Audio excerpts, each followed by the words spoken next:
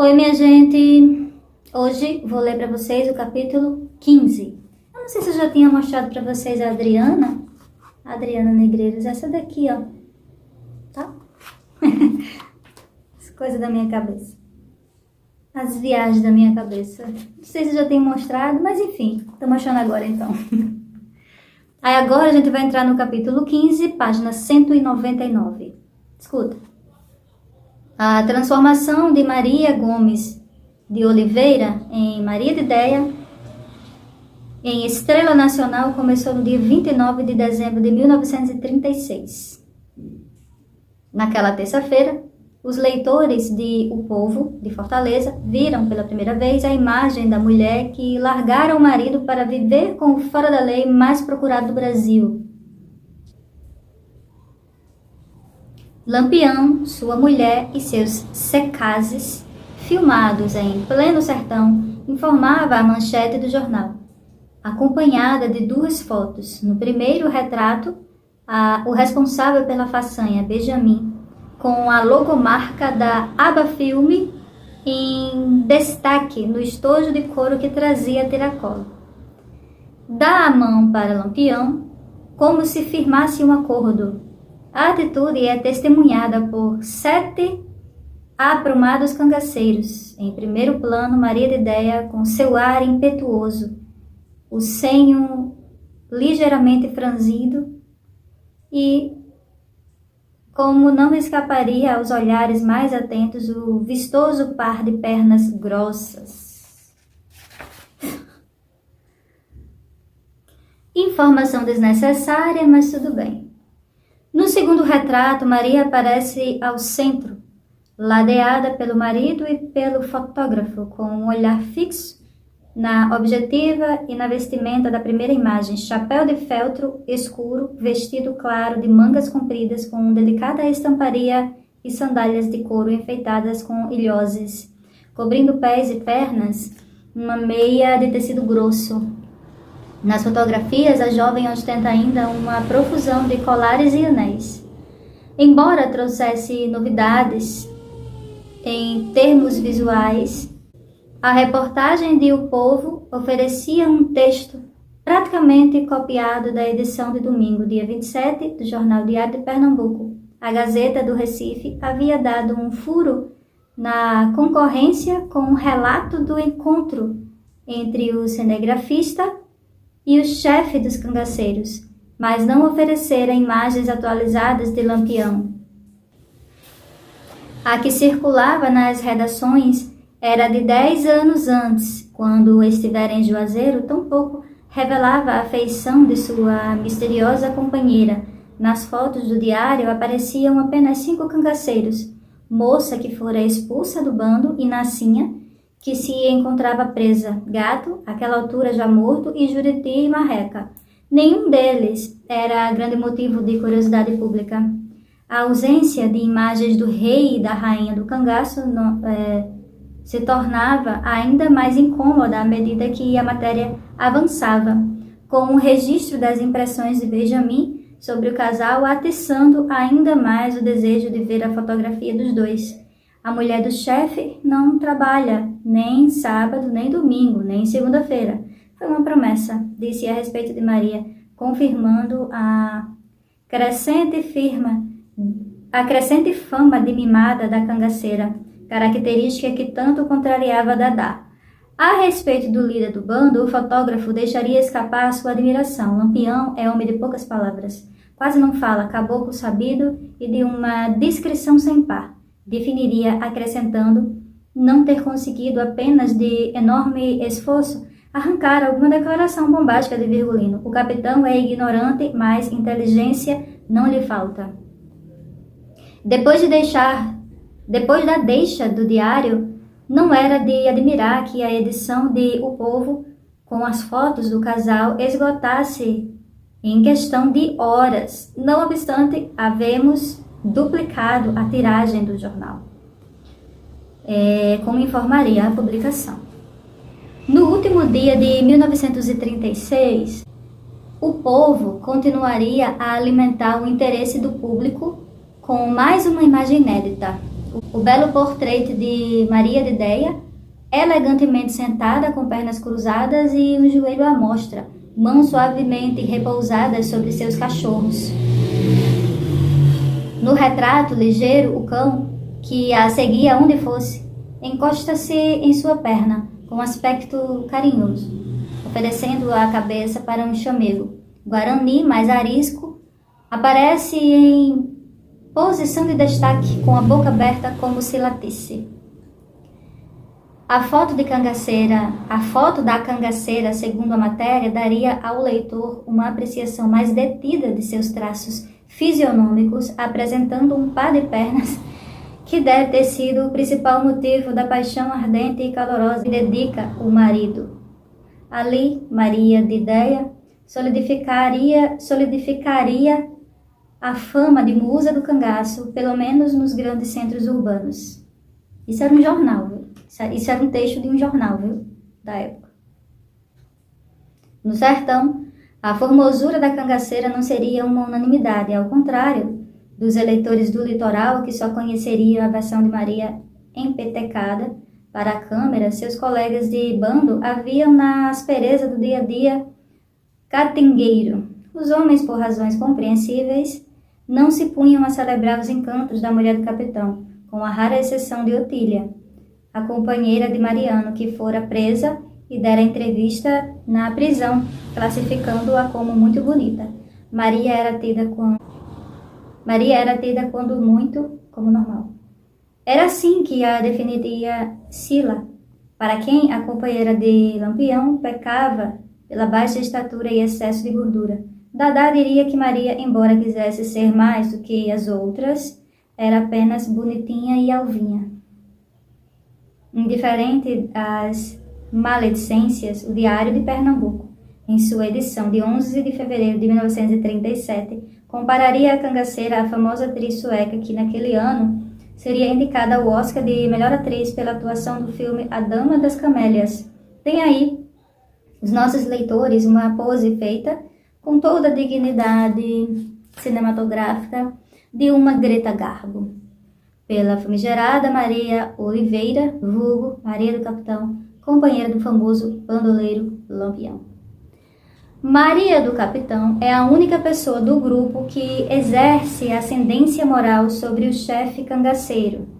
Por vezes, Lampião hesita em lavrar uma sentença de morte, e é ela sempre quem resolve em última instância, relatava o diário, informando, contudo, que a mulher raramente decidia a favor do réu. Os asseclas de Lampião rendem-lhe as mais servis homenagens, tudo fazendo para não cair no desagrado dessa Madame Pompadour do cangaço, senhora de baraço e cutelo dos sertões nordestinos. Concluía o texto, associando Maria de Déia à figura de Jeanne Antoinette, francesa que foi amante do rei Luís XV, na França de 1745 até pouco depois de 1750.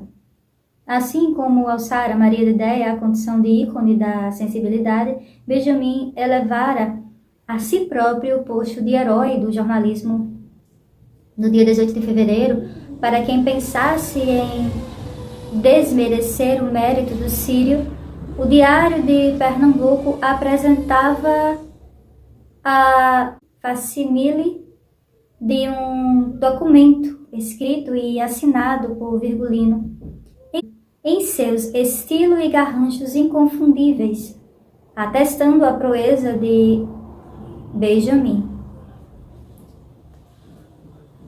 Para o governo, aquilo era uma tremenda desmoralização. Um estrangeiro meio amalucado, sozinho e desarmado, conseguiria em poucos meses o que as polícias estaduais nordestinas e o governo federal em quase 2 décadas não estiveram nem perto de alcançar, pôr as mãos em Lampião e seu bando. Não demoraria para que as fotos de Benjamin fossem utilizadas para zombar das forças de caça aos cangaceiros. O fotógrafo e cinegrafista bem que tentara não criar problemas para policiais e coiteiros, afinal devia a colaboração de ambos o êxito da empreitada. Esse povo está pensando que a Caatinga é brincadeira. Perseguir Lampião é coisa muito difícil, amenizara em entrevista ao Diário de Pernambuco. Não se pense que o soldado de Kepe e com aquela perneira consegue penetrar as caatingas. Os bandidos usam as pernas enroladas com couro de bode, calças curtas e luvas, comparou. Benjamin assegurou ainda que a invencibilidade de Virgulino era fruto de sua capacidade de selecionar bons asseclas. As histórias que nos contam por aí de que Lampião é protegido por A e B não merecem crédito. Ele conta apenas com seus cangaceiros. Seu esforço com seus cangaceiros disfarçou, né? Que a gente sabe que ele tinha uma rede de apoio, né? Tinha políticos, tinha latifundiários, tinha coronéis, até policiais, tá? Seu esforço seria em vão, herói do cangaço e galã de cinema. Estampou em manchete o vespertino A Nota do Rio de Janeiro. Ora, se pôde a aba filme mandar seus câmera, nem fotografar os terríveis criminosos, assim também poderia o governo enviar justamente com os peritos cinematografistas em contingente policial para fuzilar os astros do crime e agora, de tela, sugeria a matéria. No dia 6 de março de 1936, o Cruzeiro publicaria uma sequência de fotogramas do filme de Benjamin. As imagens eram ainda mais reveladoras da tranquilidade de que os bandoleiros gozavam em sua vida nas caatingas. Lampião gosta dos romances policiais, ele inteiramente absurdo, nas aventuras que escreveu Edgar Wallace, que certamente não imaginou ter semelhante admirador, informava a legenda da foto, na qual Virgulino aparece sentado com um fuzil apoiado em uma perna, livro aberto diante de si, com feição compenetrada. Em outro quadro, o capitão, de sorriso aberto, costura a máquina. Manifesta-se o espírito doméstico de matador, informava a legenda. Mais adiante, em imagem tida como uma das mais surpreendentes, o líder reza para seus subordinados. Fé em Deus e fé no rifle, ironizava a revista. Que traria ainda o registro do cangaceiro em vigília simulada, usando o monóculo, e de Maria penteando o cabelo do marido. Seduzida pela fama e suas proezas, essa rapariga seguiu Lampião, tornando-se companheira do bandido sertanejo, que hoje não dispensa sua companhia, assinalava o texto. Na mesma edição de 6 de março, a revista trazia uma matéria sobre o filme, que tinha potencial para disputar a bilheteria com o documentário de Benjamin Abraham. As duas obras estavam previstas para abril. Maria Bonita, no cinema, informava a reportagem sobre os bastidores da gravação do filme dirigido pelo francês Julien Mendel, baseado no romance homônimo de Afrânio Peixoto, sobre uma jovem do sertão baiano que carregava o fardo de ser excessivamente bela.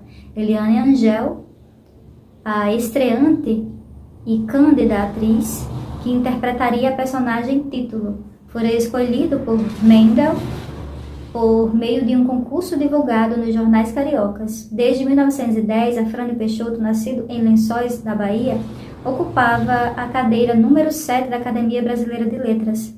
Sucedeu a Euclides da Cunha, autor de Os Sertões, de cujo corpo fizeram o laudo da autópsia. Além de romancista, Afrânio também era médico legista. Tinha um especial interesse pelo estudo do ímen. Em um de seus estudos, resultado da observação de 2.701 películas da intimidade feminina, observou que havia muito mais ímens complacentes ou flexíveis que não rompem com a penetração do que se imaginava. Isso permitiria às mulheres se apresentarem como virgens, mesmo já tendo mantido relações sexuais. Desse modo, mais do que a virgindade física, defendia Peixoto, deveria se considerar a virgindade moral. Nossa, que profundo.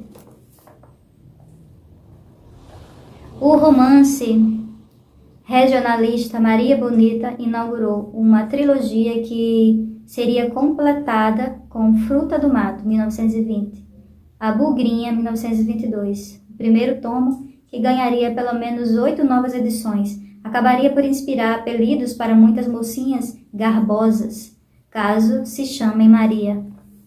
Era certo que alguém lhe salpicasse Bonita. Em abril, no entanto, nem o filme de Lampião, tampouco o de Maria Bonita estrearam. Estrearam nas salas de cinema do país. No segundo dia do mês, os ouvintes do Programa Nacional, precursor de A Voz do Brasil, seriam informados da ordem de apreensão do filme sobre o cangaço. O despacho, assinado pelo jornalista sergipano Lourival Fontes, diretor do Departamento Nacional de Propaganda do Ministério da Justiça, determinava ao chefe de polícia do Ceará que fizesse o recolhimento imediato do material que se encontrava em poder da aba filme. A justificativa era a de que a obra atentava contra os créditos da nacionalidade. Manuel Cordeiro Neto, o general da reserva do Exército, que à época ocupava a chefia da Polícia do Ceará, atenderia a ordem, mas não de imediato. Antes de acatar a prescrição de Lourival Fontes, providenciou uma exibição especial do filme no Cinema Moderno, localizado na Praça de Ferreira, em Fortaleza. Ali, uma plateia composta por jornalistas e autoridades militares assistiram a 15 minutos do filme, com as já divulgadas cenas dos cangaceiros e sua vida íntima. Se alguém ainda tinha dúvida de que se tratava de Lampião e não de um sertanejo qualquer, a datilógrafa da repartição onde o general dava expediente deu o veredito: aquele era Lampião. Seria capaz de reconhecer Virgulino até no escuro, por muitas vezes ele visitara seu pai na fazenda da família em Brejo Santo. O chefe de polícia do Ceará sabia há muito tempo sobre o trabalho do sírio-libanês Ademar Albuquerque, o dono da aba filme, de quem o general era próximo, compartilhava com ele os bilhetes que recebia de Lampião. Nas correspondências que chegavam às mãos do empresário, por intermédio de Benjamin, o capitão pedia binóculos, lanternas de mão, cortes de tecido, lenços de seda e miudezas afins. Antes de enviar a encomenda ao rei do cangaço, Ademar pedia autorização ao general. Quase sempre a resposta era sim. Lampião era muito pidão. Se queixaria Cordeiro Neto. Anos depois, o general, justiça seja feita, não atendia a todos os pedidos de Virgulino. Quando o cangaceiro solicitou o envio de balas para sua pistola, teve a demanda sumariamente recusada pelo general. Aquilo já era um abuso. Que é que poderia vir depois disso? Ponderaria o militar. Antes de entregar o filme às autoridades, Ademar Albuquerque fez uma cópia do trecho preparado para a apresentação no Cine Moderno. Ao que tudo indica, conseguiu resguardar, se não todo o conteúdo exibido, parte considerável dele.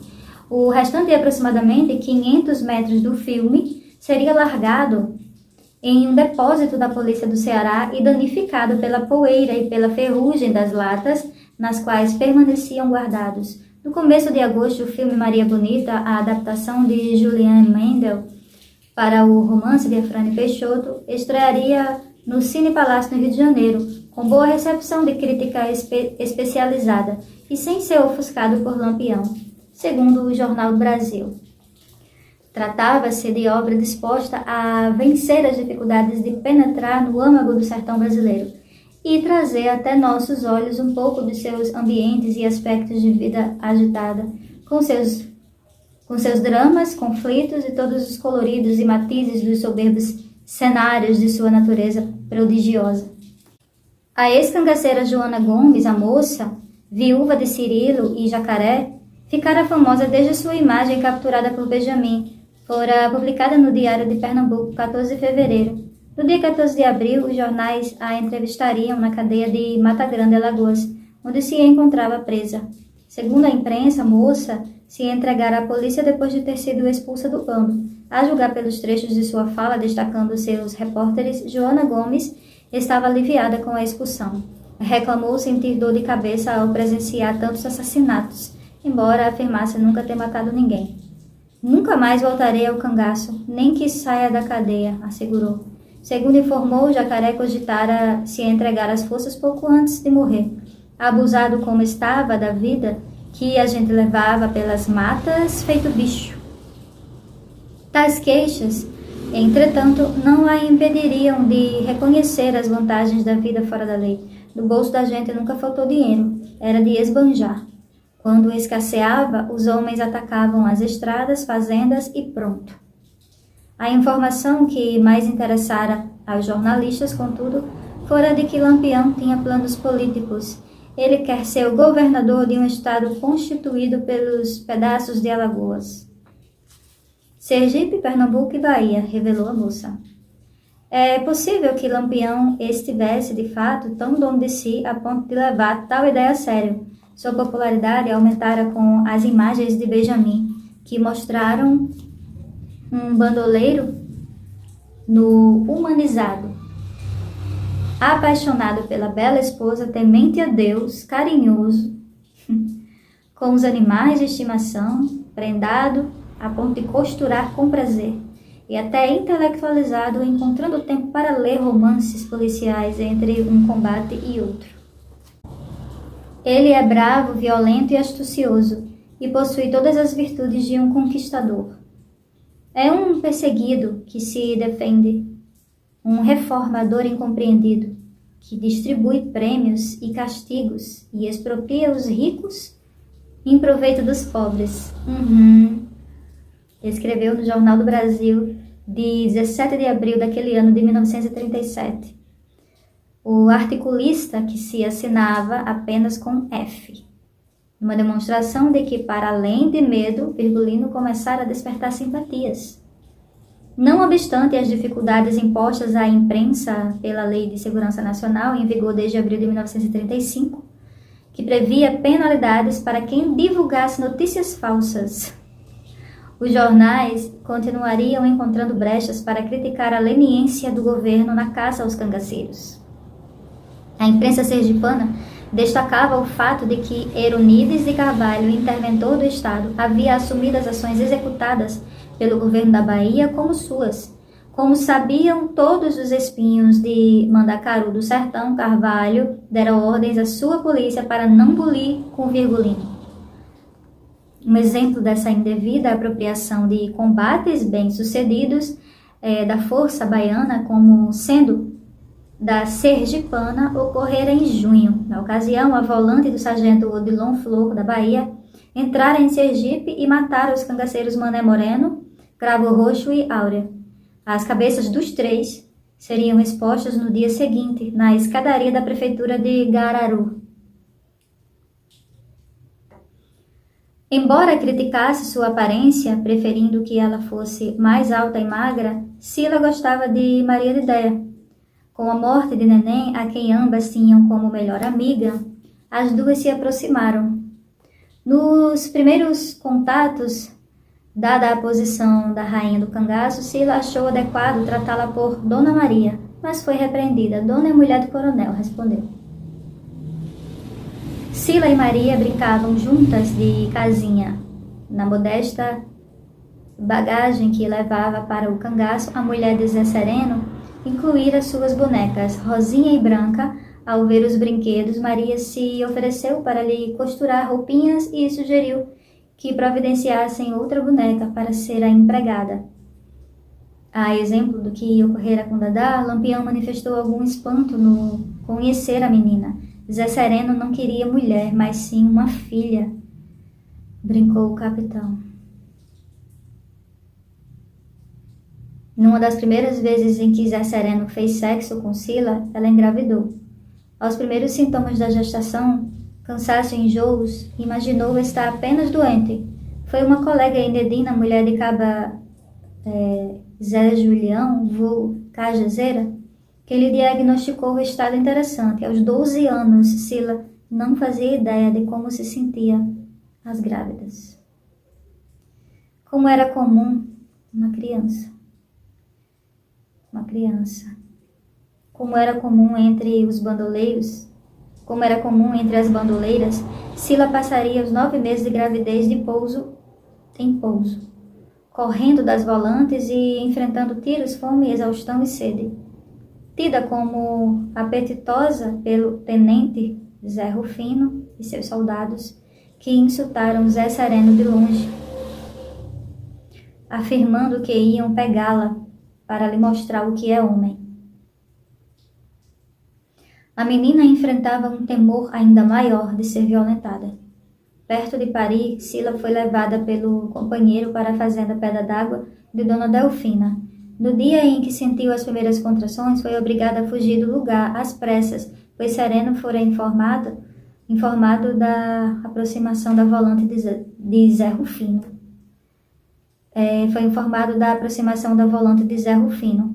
Na companhia de Maria de Déia e Adília, a mulher de Canário, que desejava a morte do companheiro, Sila permaneceu uma noite na casa do coiteiro Mané Tarará, nas proximidades do Rio São Francisco.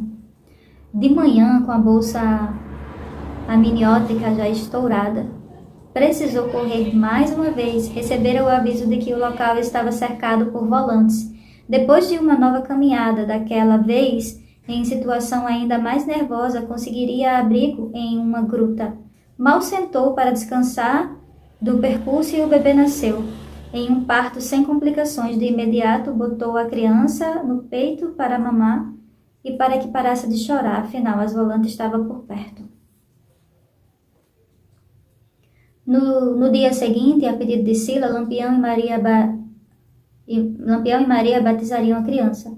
Depois de espirrar um pouco de água na cabeça do bebê, fizeram uma breve oração. Que Deus te dê sorte, João do Mato, disseram, pronunciando o nome escolhido para o filho que em menos de 24 horas seguiria para longe da mãe. A maior tristeza que tive na vida foi ter meu primeiro filho e dar para os outros criarem, desabafaria Sila décadas depois. Mas eu não podia criar, o jeito foi dar. O escolhido para ser o pai adotivo do menino foi o tenente Liberato de Carvalho, chefe da volante e ex-líder do comando da campanha de caça aos cangaceiros e ex-inimigo de Lampião.